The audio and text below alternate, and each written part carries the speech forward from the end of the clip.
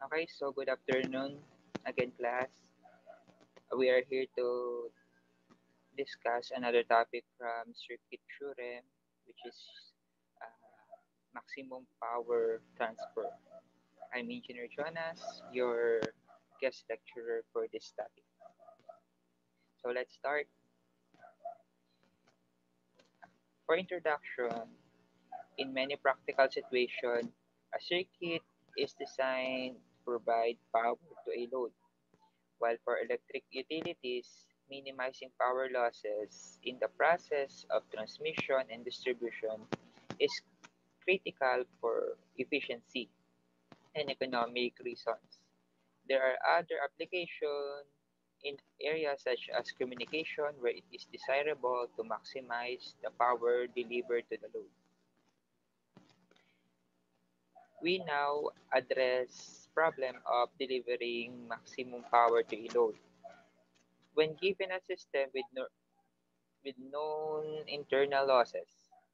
It should be noted that this will result in significant internal losses greater than or equal to the power delivered to the load.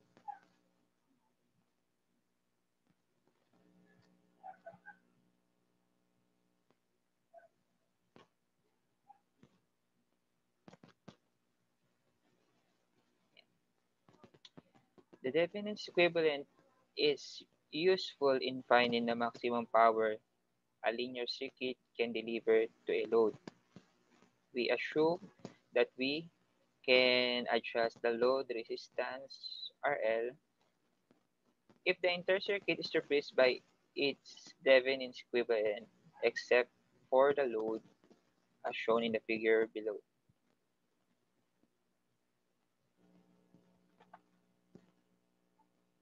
So, ito po yung class. So, yung ating Thevenin's equivalent.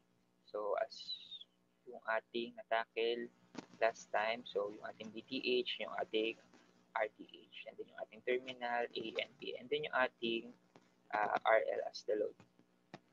So, the power delivered to the load is, ito yung ating magiging formula class. So, yung P is equals to I squared times yung ating load. Okay po? So, pwede din natin gamitan VTH over ng RTH plus RL squared, quantity squared times yung ating RL. So, yan po yung formula ng ating power delivered to the load.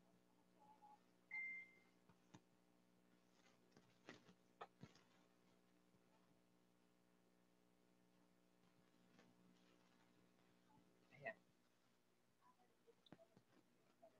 So, for this given circuit, yung VTH natin and RTH are fixed. By varying the load resistance RL, the power delivered to the load varies as sketched in the figure here. So as we can see in the figure here, ano po, so yung ating maximum power and then yung ating load and then yung itong RTH natin. So as we can see here, ano po, ang pinaka-maximum power niya is doon sa RTH natin. When yung ating RTH or yung ating RL is equal dun sa ating RTH, dun lang tayo nagkakaroon ng maximum power. Okay po, so yun po yung pinapakita ng figure na ito or ng graph na ito.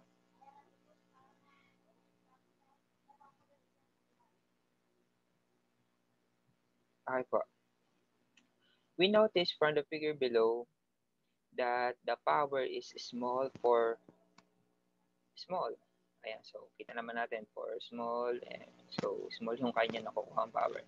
Or large values of RL. So from this small, ano po, then dun sa large naman, since palaki yan, ano po, the horizontal natin. So makita natin, mababa yung power natin dito sa small and also dun sa large. But maximum for some values of RL between 0 and infinity. So mapapansin natin, di ba? Dito sa part na to, medyo mataas na siya.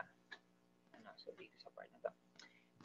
We now want to show that this maximum power occurs when RL is equal to RTH.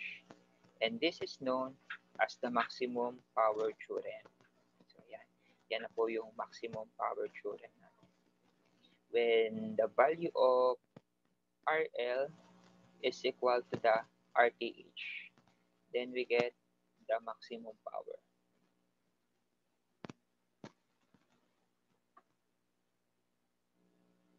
Okay. Maximum power is transferred to the load when the load resistance equals the Thevenin's resistance as seen from the load.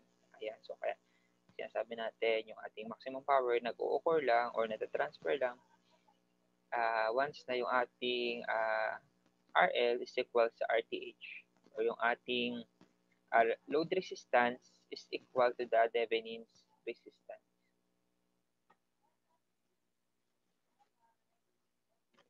Okay, so to prove the maximum power transfer theorem, we differentiate P or yung ating power in the equation below with respect to RL and set the result equal to 0.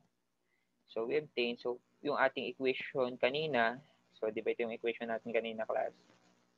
So yung P is equals to I squared times yung ating RL. Also equals to BTH over ng RTH plus RL quantity squared times yung ating load resistance. So, pag na-differentiate natin yan, so, ayan yung solution. So, familiar na naman tayo dyan. This implies that, ayan, so ito yung mangyayari. So, 0 is equals to quantity RTH plus RL minus 2 RL is equal sa RTH minus RL. Ano po? So, makita natin which yields to RL is equals to RTH, showing that the maximum power transfer takes place when the load resistance RL equals to the Thevenin's resistance RTH.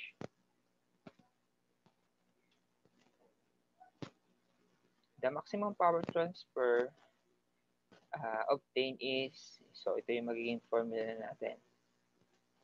So, yung ating power maximum or maximum power is equals sa BTH squared over ng 4 times yung ating RTH.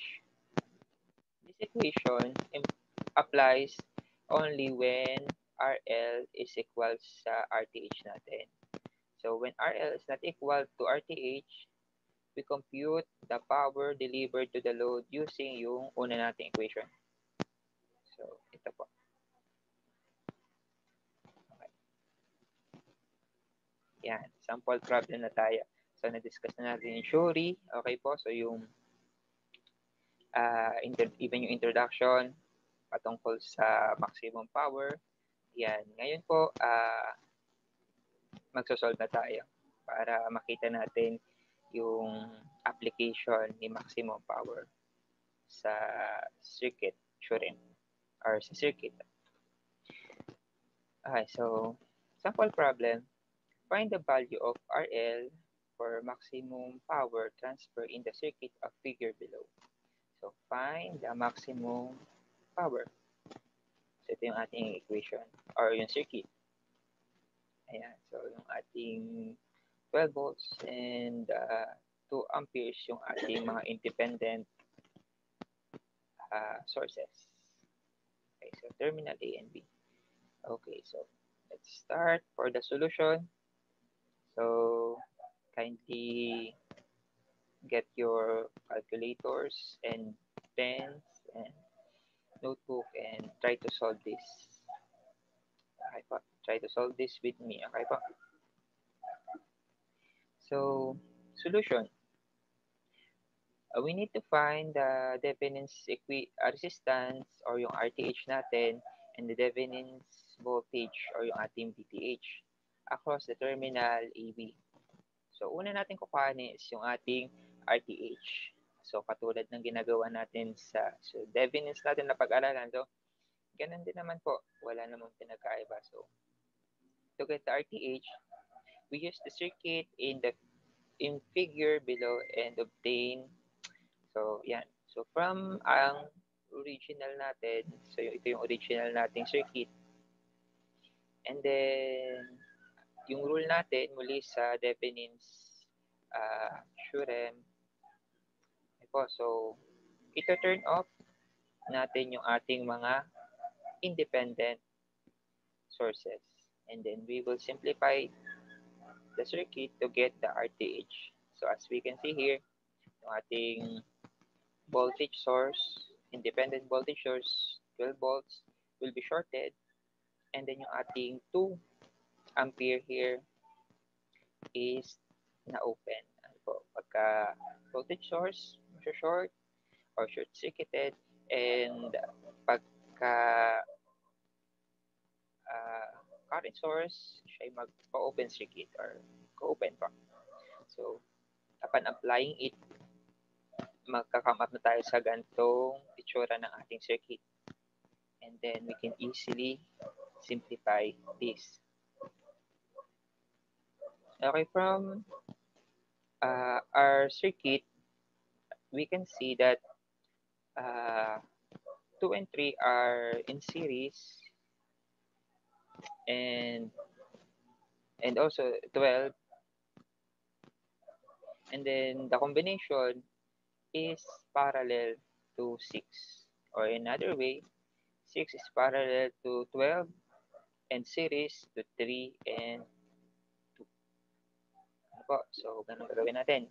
So, mangyayari 2 plus 3 since they are series, and then yung product over sum, since ito na may dadalwa, so we can use the product over sum sa 6 at 12. So, mangyayari 5 plus 6 times 12 over yung kanilang sum.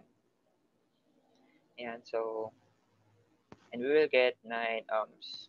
So, yan po yung RTH natin. So, try it in your home. Ano po? So, parehas ba tayo na nakuha? Ayan. So, ayan. Tama. Ating parehas po tayo na nakuha. Next po is yun namang BTH natin since nakuha na natin si RTH. Okay po. So, to get BTH, we use the circuit in figure below and obtain yung ating BTH.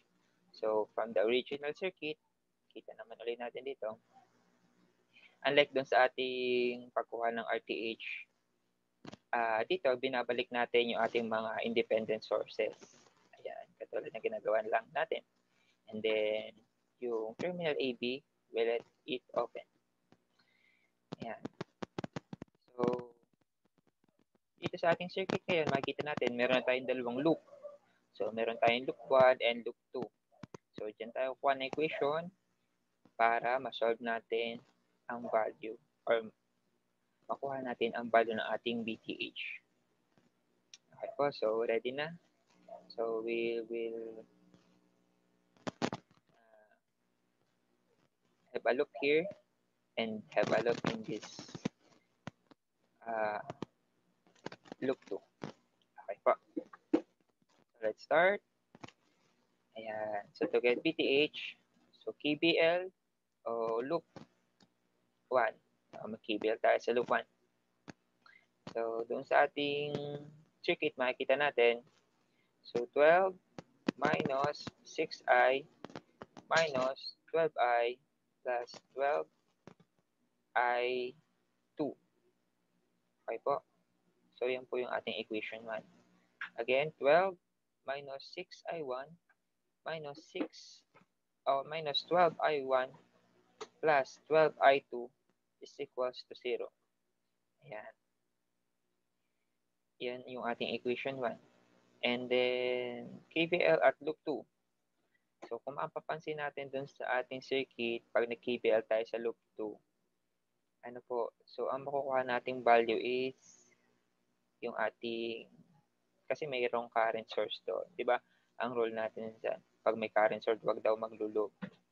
Ayan. So kasi po, ang nangyayari doon, kaya hindi na tayo kailangan mag-loop pa or mag-mesh doon. Kasi may value na. Yun yung ibig sabihin talaga nun. So, meron tayong value na doon. Kaya, you don't need to take a look doon. Ayan. So, may value na tayo ng I2. Ayan. So, next solution natin is, ayan. So, since tatlo yung ating hinahanap, meron tayong I1, I2, and BTH, pero ang kinuha talaga natin is the BTH, pwede din po tayong mag-loop doon sa outside para makukuha pa tayo ng additional na equation.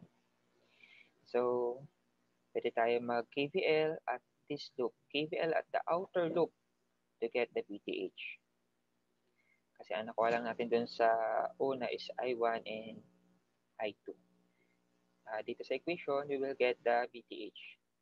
So, from this, so start tayo sa 12 volts. 12 volts minus 6I1. So, ang susundan natin is yung kaniyang dito, yung mesh current niya. Yun yung ilalagay natin. Ano po, so, since dito ay I1, yan ay 6, negative 6I1, ano po kasi sumabay siya. And then, negative 3I2. Ayan. So, I2. So, yung 3 natin dito, tumaan. And then, 2 times 0. Since open circuit yan, ano po, wala tayong dadaan na current. Okay. And then, mag-out tayo sa BTH equals to 0.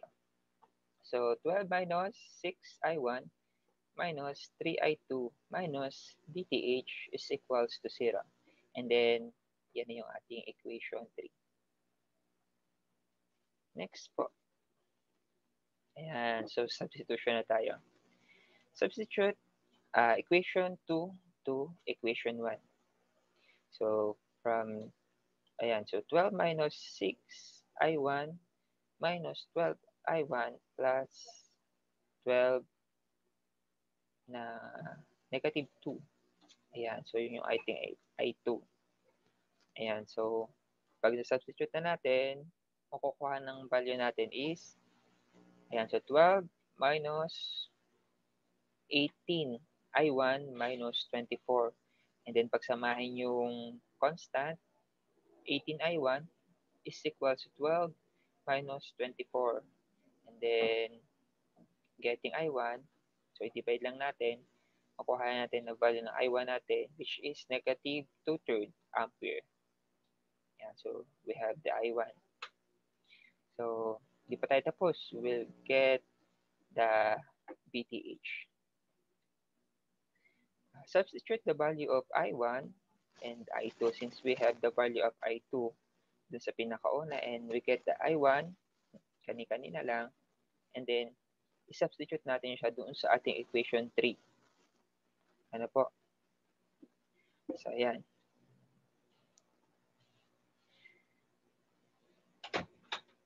From equation 3, substitute na natin. So, 12 minus 6. So, ito yung ating I1, negative 2/3, minus 3 times yung ating I2, which is negative I2, minus BTH. Ayan. So, upon substituting, and then, makukuha natin ng value ng BTH, which is that 22 volts. So, yan po yung ating BTH. So, meron tayong RTH, meron tayong BTH. Ayan. Based dun sa rule ni maximum power, magkakaroon lang tayo ng maximum power once na si RL is equal sa RTH. Since nakuha natin yung RTH natin kanina, which is 9 ohms, ayan, so RL is equal sa RTH, which is 9 ohms. And then yung ating formula for the maximum power, which is power or maximum power is equals to BTH over ng 4 BTH squared over 4 times yung ating RL, which is RTH din. So, is equals sa 22 squared over ng 4 times 9. Ayan. And then, 22 squared is equals to 1 to 1. And then, na-simplify na natin to. So, 1 to 1 over 9.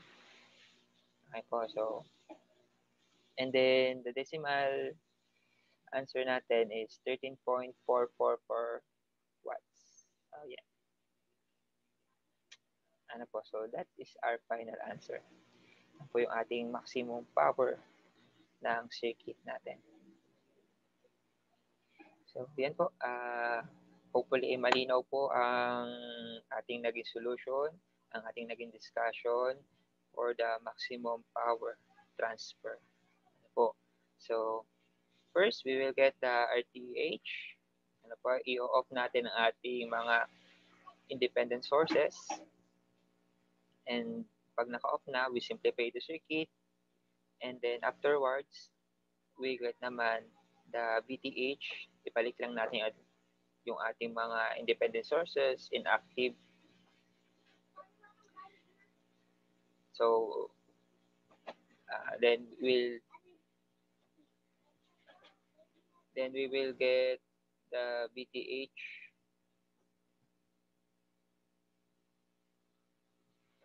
Ano po? So, VTH. May luluk tayo. And KPL. And then simplify the equation, substitute, and yun, we will get the VTH po. And then, for the maximum power, ilagay lang po natin yung ating equation, and then substitute the nakuha nating VTH and RTH, and then simplify pa. Yung po. So, that's all po for the maximum power transfer. So, for your practice, para maintindihan natin kung meron tayo naunawaan, so, try this at your home. So, for your practice problem, compute the value of R that results in maximum power transfer to the 10 resistor in figure below. Find the maximum power. Ayan. So, that's all class. And hope meron kayong natutunan ngayong oras na ito. And if you have question, ayan, so just let me know and I will help you po. So that's all po. God bless. And to God be all the glory. So keep safe po everyone and God bless po.